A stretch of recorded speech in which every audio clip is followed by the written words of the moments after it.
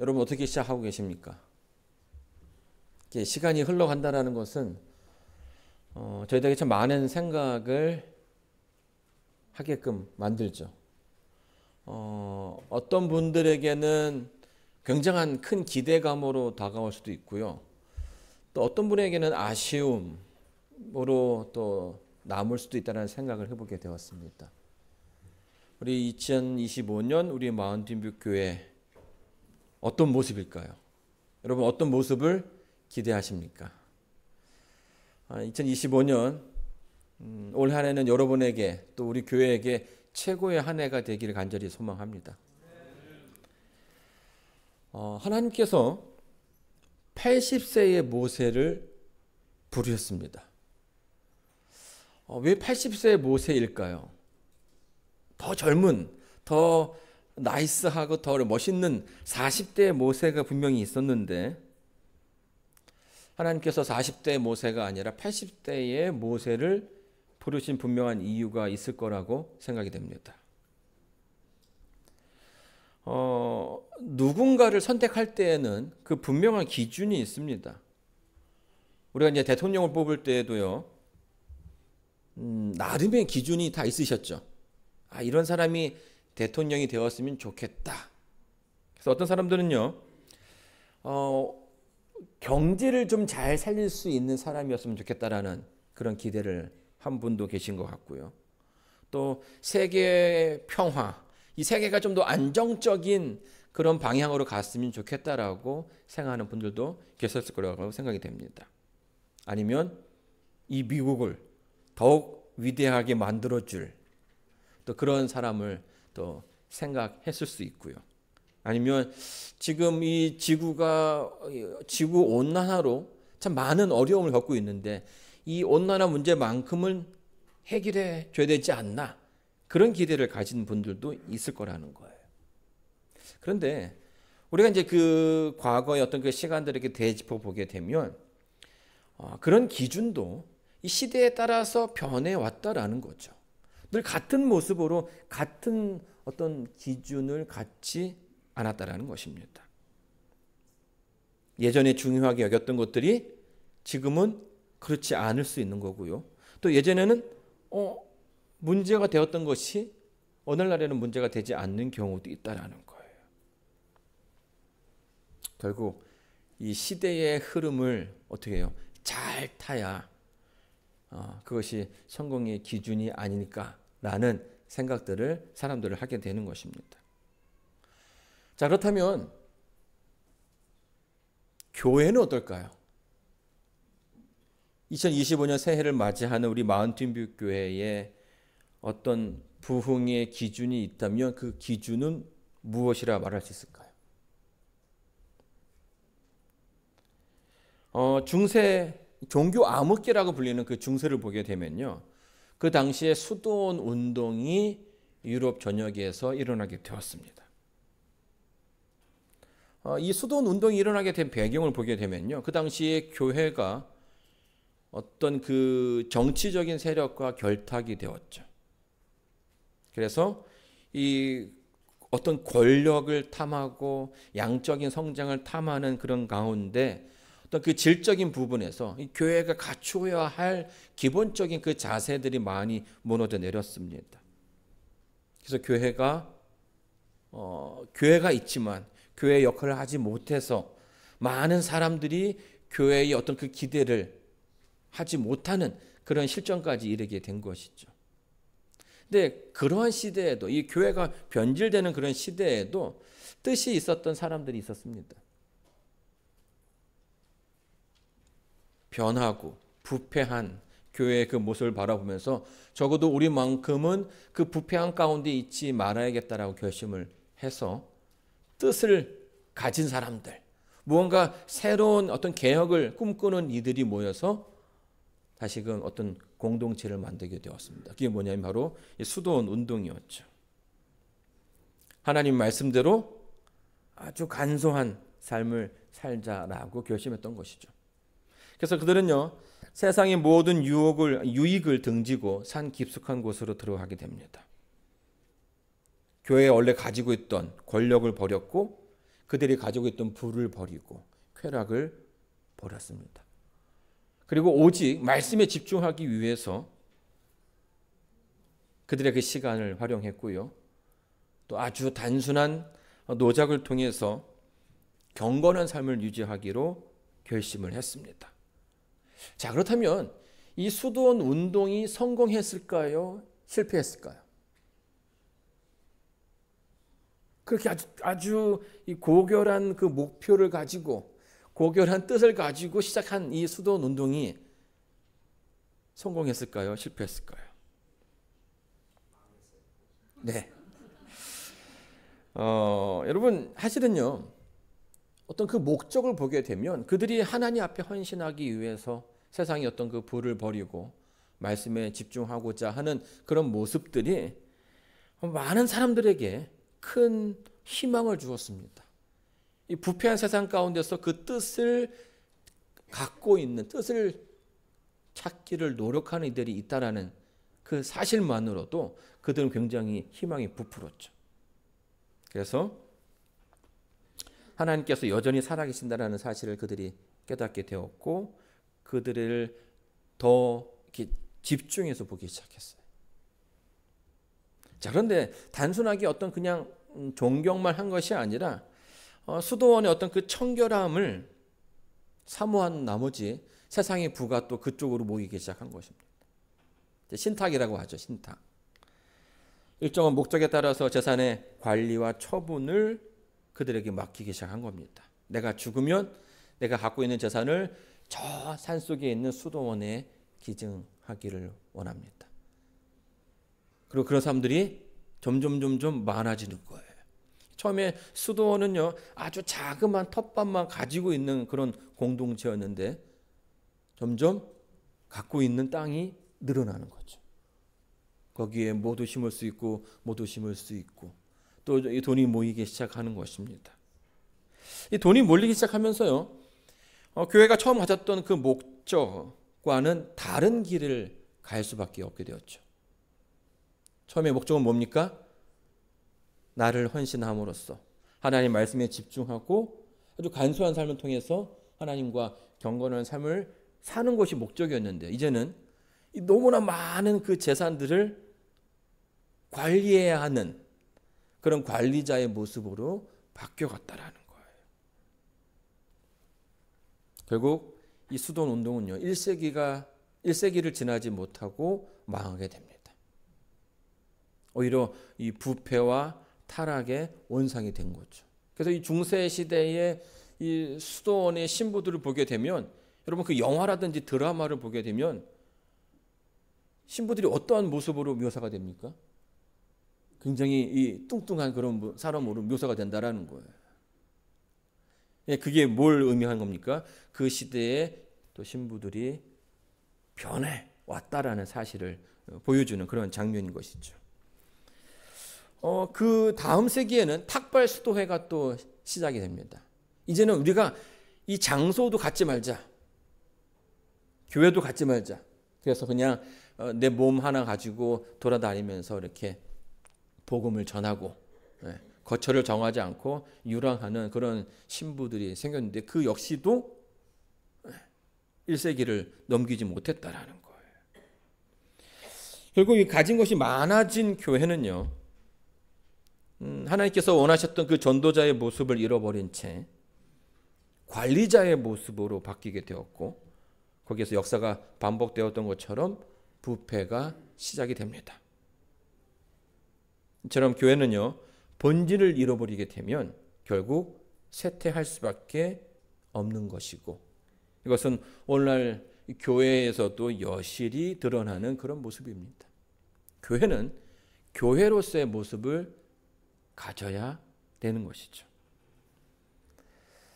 자, 그렇다면 하나님께서는요, 이 교회를 사용하시기 위해서 어떤 사람들을 부르실까요? 만약 하나님께서 이 교회에 있는 분들을 부르신다면 누구를 부르실까요? 이 한국인들은요, 겸손이 미덕이라고 생각을 하죠. 그렇죠? 미국인들은 어떻습니까? 자기 PR이 또 미덕이라고 생각을 합니다. 그래서 한국인들은 자기의 실력이 있음에도 불구하고 그것을 다 드러내지 못하는 게 문제고요. 미국은 쉽게 믿을 수 없는 것이 이제 문제가 되는 것입니다. 이 두 부류가 자신의 어떤 그 상황을 제대로 잘 파악하지 못해서 오는 그런 실수라고 생각을 합니다. 그렇기 때문에 올바른 판단을 하기 위해선 자신의 어떤 상황을 정확히 판단하는 것이 굉장히 중요합니다.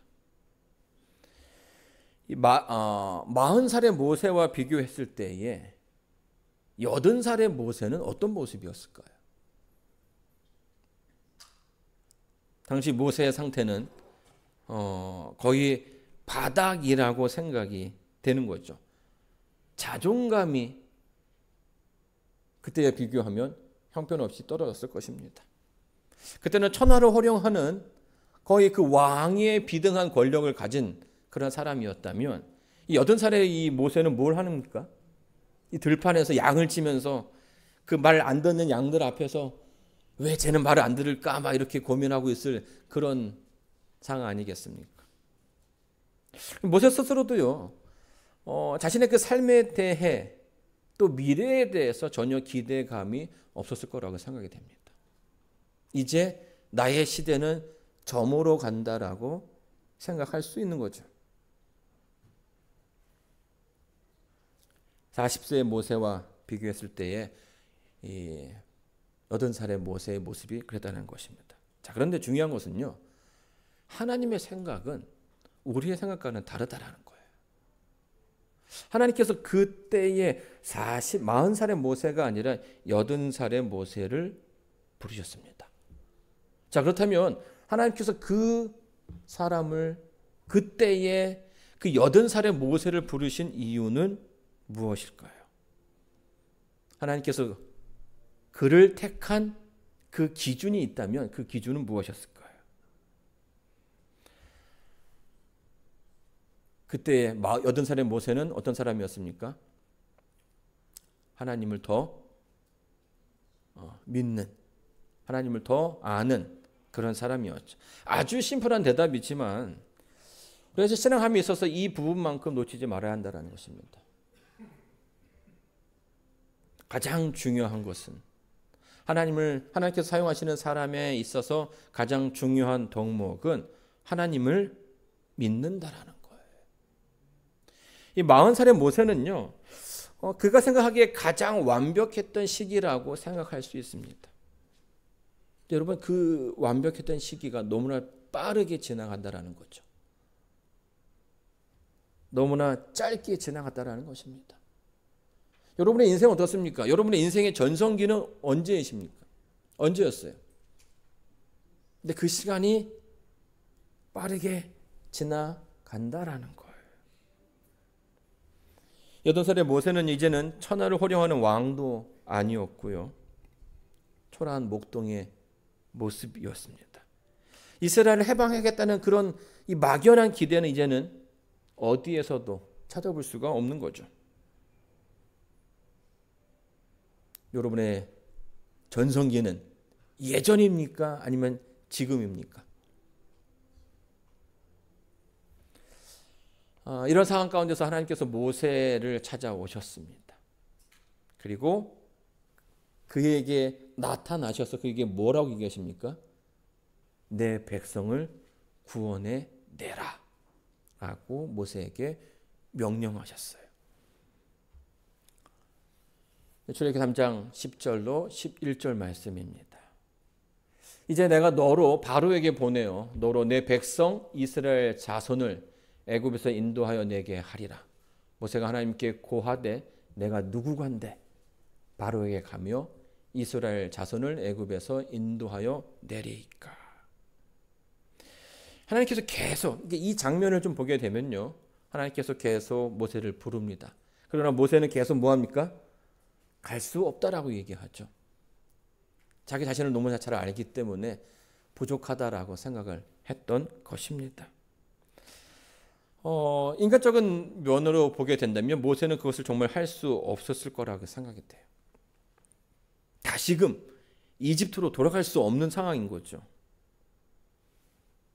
그때만 하더라도 이 세계 정세를 잘 알 수 있는 또 이집트의 어떤 그런 그 권력을 꿰뚫는 그런 힘이 있었다면 지금은 거기에 누가 있는지 누가 실세인지 세계가 어떻게 돌아가는지 전혀 알지 못했다라는 거예요. 어쩌면 40년 동안 광야에 있으면서 그 고급스러운 이집트의 언어를 구사하는 것을 잃어버릴 수도 있는 거죠. 그리고 예전에 그가 입었던 옷에 비하면 지금 자기가 걸치고 있는 옷은 거의 넉마에 비슷한 그런 옷이었다라는 거예요.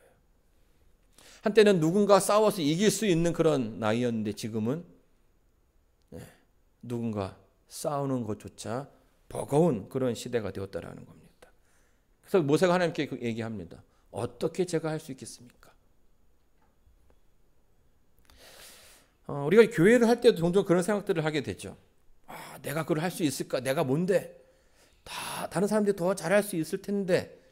그래서 여러분에게 주어지는 어떤 그런 그 일들에 대해서 부담을 갖기도 하고요. 그것을 거절하기도 합니다.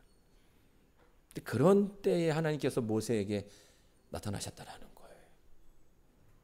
그리고 참 하나님께서 모세에게 하나님의 능력을 보여주셨습니다. 지팡이를 뱀으로, 그 뱀을 다시 지팡이로. 여호와께서 모세에게 이르시되 내 손을 내밀어 그 꼬리를 잡으라. 그가 손을 내밀어 잡으니 그 손에서 지팡이가 된지라. 여러분 뱀을 만져본 적 있으십니까? 만져본 적. 이게 굉장히 차갑죠. 없으시군요. 굉장히 차가워요. 네. 그러면 뱀을 잡을 때 어디를 잡아야 될까요? 왜 머리를 잡아야 돼요? 네? 네? 왜 머리를 잡아야 됩니까? 자, 근데 하나님께서 뭐라고 얘기하셨냐면 꼬리를 잡으라고 얘기하셨어요. 꼬리를 잡아라. 여러분 꼬리를 잡으면 어떻게 될까요? 꼬리를 잡으라. 여러분 뱀인데요. 뱀은요 꼬리를 이렇게 뼈아리를 틀 수 있는 어떤 물건만 있으면 그 물건을 바탕으로 설 수가 있어요. 그래서 가끔씩 그 전라동화나 이렇게 보게 되면 왜 처마 밑에 지붕에 구렁이들이 막 있다고 얘기하잖아요. 꼬리를 떼아를 틀 수 있는 무언가를 딱 있으면 그거를 바탕으로 이게 쫙 세울 수가 있는 거예요. 그러니까 꼬리를 잡으면 이 잡은 손을 바탕으로 해서 그냥 확 물어버린다라는 거예요. 그래서 뱀을 잡을 때는 결코 꼬리를 잡으면 안 돼요. 항상 머리를 잡습니다. 자, 근데 왜 하나님께서는 이렇게 비합리적이고 비이성적인 일을 모세에게 원하셨을까요? 여러분 하나님께서 우리에게 오늘 원하시는 것은 굉장히 합리적인 사람이 필요하다는 것이 아니라는 거예요. 하나님께서 교회를 할 때에 하나님의 그 사역을 할 때에 굉장히 이성적인 사람을 원하시지 않는다는 겁니다. 하나님께서 원하시는 사람은 어떤 사람일까요? 여러분 그렇다고 비합리적이거나 비이성적인 사람을 원하시는 게 또 아니에요. 그걸 넘어서 하나님께서 원하시는 사람은 하나님의 말씀을 믿고 그것을 순종하는 사람을 원하시는 겁니다. 여러분 꼬리를 잡으려는 비상식적인 방식이 모세에게 전해졌고요. 모세는 그 말에 순종했을 따름입니다. 그리고 그 가운데 하나님의 이적이 일어나게 된 것이죠. 그것이 비이성적인 것, 비합리적인 것, 이 방식은 사실 우리가 정할 게 아니라는 거예요. 하나님은 이 교회를 위해서 또 이스라엘 백성들을 위해서 하나님께서 원하시는 그런 방법들이 있다라는 것입니다. 하나님께서 원하실 때 우리는 그것을 따라가면 된다라는 거죠. 이것이 하나님께서 오늘 우리에게 원하시는 모습입니다. 여러분, 이 교회가 10년 후에 존재할 것인가 존재하지 못할 것인가, 사실 이 부분에 대해서 우리는 장담할 수 없다라는 거예요. 여러분, 세상의 기업도요 10년 전과 10년 후가 전혀 다른 모습으로 바뀌고 있다라는 것입니다. 이 코닥은요 이 디지털 카메라를 가장 먼저 발명했음에도 불구하고 한순간에 역사 속에서 사라지게 되었습니다. 자기가 가지고 있던 그 필름 시장을 잃어버릴까 봐 그 기술이 있음에도 불구하고 기술을 숨겨버렸다는 것이에요. 여러분, 야후는요 구글을 100만 달러에 살 수 있는 기회가 있었습니다. 100만 달러에 사가십시오라고 얘기했는데 샀을까요, 안 샀을까요? 그것을 거절했죠. 그러면서 이 인터넷 시장에서 전혀 다른 그런 세상을 맞이하게 되었고요. 이제는 야후는 한국 야후를 쓰는 그런 나라가 많지 않다라는 거예요. 이제는 인터넷 하면 구글이나 페이스북을 더 쳐준다라는 거죠. 자, 여러분, 노키아라는 핸드폰 기업을 기억하십니까? 여기 잘 모르시는 분들이 많으신데, 한때는요 세계 시장의 40%를 석권했습니다. 근데 지금은 말을 해도 알지 못하는 분들이 더 많다라는 사실입니다. 여러분, 세계 100대 기업이요 한 해 한 해가 다르게 변해가고 있어요. 그래서 이 기업들은요 되는 방법을 찾아 나섭니다. 예전에 삼성의 이건희 회장이 LA에 와가지고 백화점을 둘러봤는데 백화점 그 매대에 삼성 제품이 보이지 않는 거예요. 저 구석에 클리어런스 하는 그런 장소에 있는 걸 보면서 이건희 회장이 굉장히 큰 충격을 받았죠. 그래서 독일로 가서 사장단을 다 불러 모읍니다. 그때 한 말이 뭐예요? 마누라 빼고 다 바꾸라는 얘기를 했죠. 이 빠르게 변화에 대응하는 것, 이것이 어쩌면 세상에서 성공하는 가장 빠른 방법이 된다라는 거예요. 자, 그런데 이렇게 빠르게 변하는 세상 가운데서 하나님의 말씀을 지킨다라는 것이 결코 쉬워 보이지 않는다라는 거예요. 그래서 여러 가지를 바꿔보기도 하고요. 여러 시도들이 우리의 그 삶 가운데, 우리의 신앙 가운데 있을 수 있다라는 거죠. 자, 그런데 저는요, 이 교회는 좀 다르다라고 생각합니다. 세상의 기업과는 다른 방향으로, 다른 시선으로 봐야 한다라는 거죠. 한때는요, 어떤 교회가 이 안식일이 전도의 방해가 된다 생각해서 일요일 날 교회 예배를 드리기로 결정을 했어요. 안식일 교회이지만 우리가 일요일 날 예배를 드려보자. 안식일 교회 문턱이 너무 높으니까 그 문턱을 좀 낮춰서 되도록 많은 사람들이 올 수 있게끔 해보자라고 했던 적이 있었어요. 그래서 이 재림교회 안에서 아주 큰 충격이었죠. 결국 그 교회는요, 교단을 떠나게 되었어요.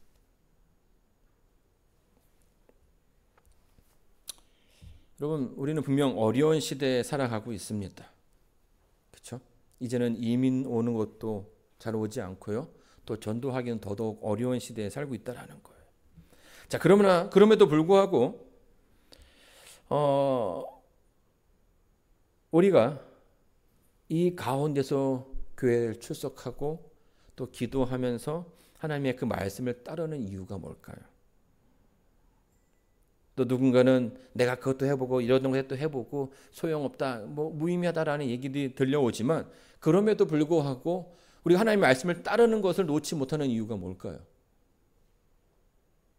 그것이 하나님께서 원하시는 방법이기 때문이에요. 비록 세상의 시선으로 바라봤을 때 그것이 뭔가 좀 다르다라고 생각할 수 있지만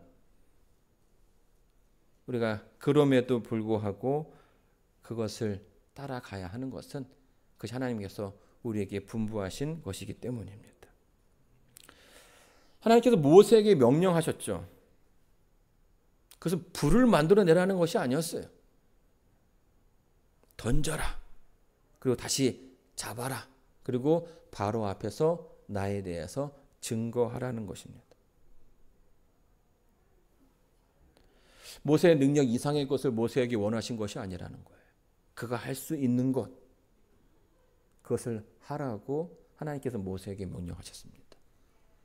하나님께서 오늘 여러분에게 말씀하시는 것은 여러분의 그 능력 이상의 것을 요구하시는 것이 아닙니다. 하나님께서 여러분이 할 수 있는 것을 하라고 하시는 거죠. 뭐 전도하는 것, 여러분이 가진 것을 나눠주시면 됩니다. 여러분의 시간을 나눠주시고 여러분의 그 마음을 나눠주시고 함께 음식을 나누면서 그의 마음을 이해해 주는 것, 그리고 그 가운데 기회가 되면 그 마음을 전하는 것, 하나님께서 그것을 원하신다라는 거예요. 하나님은요, 모세가 가는 그 길목마다 그가 필요한 도움들을 미리 다 준비해 두셨어요. 어쩌면 모세가 구하지 않아서 사라져버리는 그런 도움들이 더 많다라는 것입니다. 이와 마찬가지로 하나님께서는요, 여러분의 그 삶 속에 많은 좋은 도움들을 준비해 주셨습니다. 하나님께 구한다면, 하나님께 무릎 꿇는다면 그 모든 도움들이 다 여러분의 것이 된다라는 거죠. 자, 그런데 우리가 신앙할 때 주의해야 하는 것이 하나 있습니다. 그게 뭐냐면 익숙함이죠. 익숙함. 여러분, 익숙함은요, 모양을 만듭니다. 척을 하게 되죠. 진짜가 아니어도 되는 거예요. 하는 척, 있는 척, 그렇게 살아갈 수 있다라는 거죠.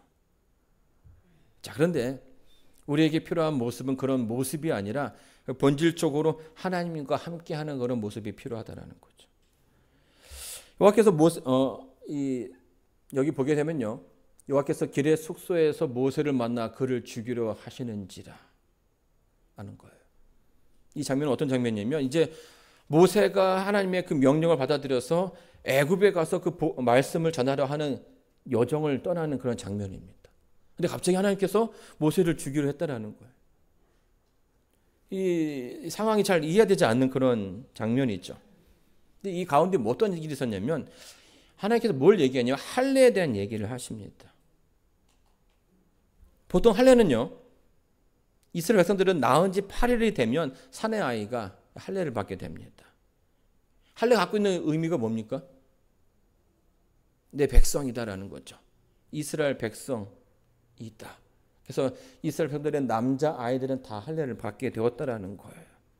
그런데 모세의 그 아들들은 그 할례를 받지 않았어요. 그리고 그 할례를 받지 않은 채 그 아이들을 애굽으로 데려고 가는 거죠. 근데 그 길목이 하나님께서 서 계셨던 겁니다. 자, 왜 모세가 하나님의 그 이스라엘 백성들이 가져야 할 그 모습을 해야 되는 그 할례를 하지 않았을까요? 아마도 이스라엘 백성이 아니었던 그 아내가 그것을 원치 않았을 거예요. 그것이 없어도 불편하지 않았다라는 거죠. 불편함 없이 그렇게 살아왔다라는 거예요. 이스라엘 백성이지만 이스라엘 백성의 어떤 그 모습을 잃어버린 채 살아왔는데 그것이 크게 불편하지 않았다는 것입니다. 하나님께서 이제 모세를 이스라엘의 리더로 세우려 할 때에 그 직전에 이 문제를 표면화시킨 것이죠. 적어도 이스라엘의 리더가 될 사람은 뭐 해야 된다라는 거예요? 하나님 앞에서 올바른 삶을 살아야 한다라는 거죠. 기본적인 것에 바로 서지 못하는 사람은 안 된다라는 거예요. 여러분, 그래서 익숙하면요, 굉장히 위험한 것입니다. 어쩌면 그 모습만 가지고 살아갈 수 있지만 그 가운데 진정 하나님의 그 섭리를, 임재를 경험할 수 없다라는 거예요.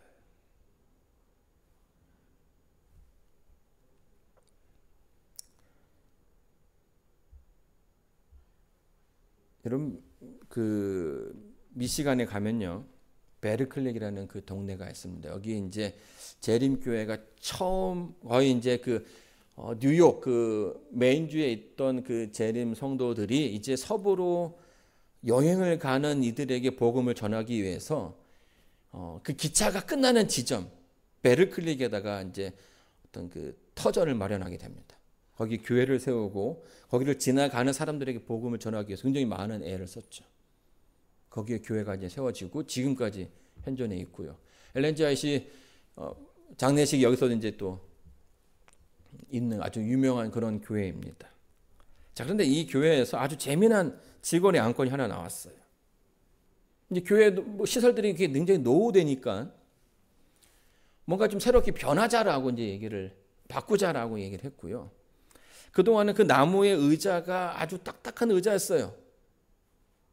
근데 너무 딱딱해서 엉덩이가 앉기 힘드니까 거기다가 이제 쿠션, 우리 교회 의자처럼 쿠션을 놓자라는 의견이 나온 거예요. 자, 여러분 어떻게 하시겠습니까? 이게 별 그냥 뭐 중요한 문제가 아니죠. 근데 이 안건이 그 직원에서 토론이 되기 시작한 거예요. 넣지 말자라는 얘기가 나온 거죠. 왜 넣지 말자라는 얘기가 나왔을까요? 쿠션을 넣으면 너무 편안하니까 사람들이 졸 수 있다라는 거예요. 그러니 좀 불편하더라도 이렇게 불편한 가운데 하나님 말씀에 집중하는 게 더 낫지 않겠느냐라는 의견이 나온 겁니다. 그런데 이 의견이 만약에 뭐 한 사람의 의견이었으면 이 토론이 안 될 건데요. 그런 의견을 가진 사람들이 여럿 있었다라는 거예요. 물론 이 베르클릭의 의자는 이제 쿠션이 있는 의자로 다 바뀌게 되었습니다. 그런데 제가 이 이야기를 들으면서 참 좀 이렇게 기뻤던 것은 아직 그래도 편안함을 추구하는 이 세상 가운데서 불편하지만 하나님의 말씀에 더 집중하고자 하는 그런 마음이 있다라는 거예요.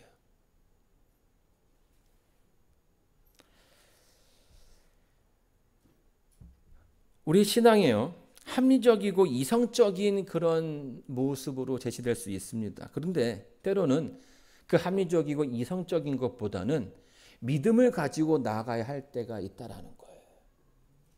때로는 편안함보다는 불편한 가운데서 하나님을 따르고자 하는 그런 마음들이 필요하다라는 거예요.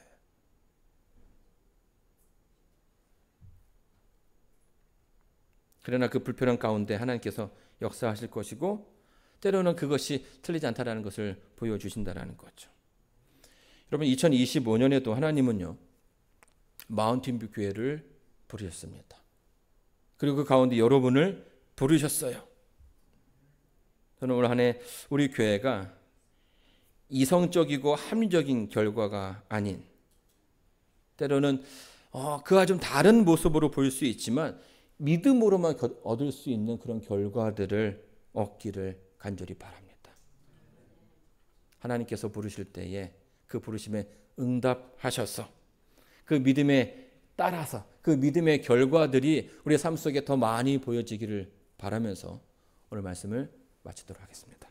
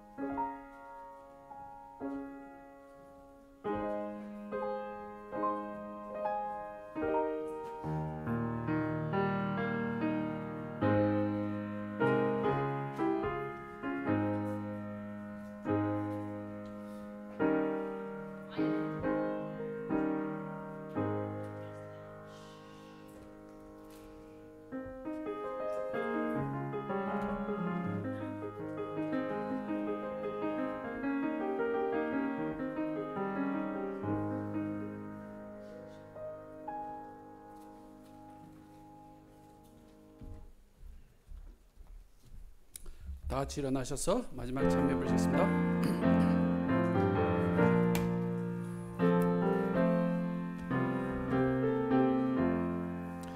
푸른 바다 나서니 몸 어디든지 가오리다. 괴로우나 즐거우나 저만 따라가오리니 어느 누가 막으리까. 조금인들 막으리까. 어느 누가 막으리까. 조금인들 막으리까. 아골골짝 빈들에도 복음 돌고 가오리다.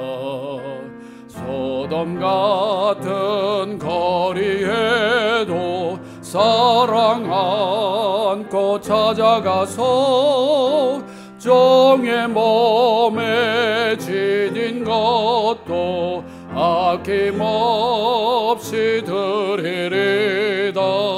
종의 몸에 지닌 것도 아낌없이 드리리다. 존귀 영광 모든 권세 주님 홀로 받으소서. 멸시천대 십자가는 제가 지고 가오리다. 이름 없이 빛도 없이 감사하며 섬기리라. 이름 없이 빛도 없이 감사하며 섬기리라. 이제는 아버지 하나님의 사랑과 예수님의 은혜와 성령 하나님의 감화 감동하심이 2025년 하나님께서 부르신 우리 마운틴뷰교회 성도님들에게 이제로부터 영원까지 함께하여 주시기를 저를 죄에서 구원하신 예수님 이름으로 기도드리옵니다.